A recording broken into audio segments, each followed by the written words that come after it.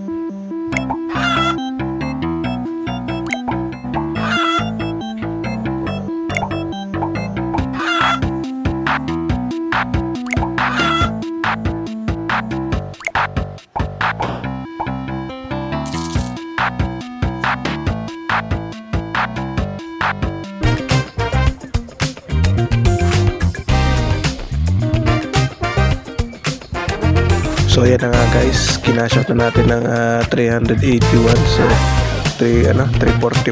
Ayan, pumasok sa GCash natin guys, minus na yung 2% dyan guys.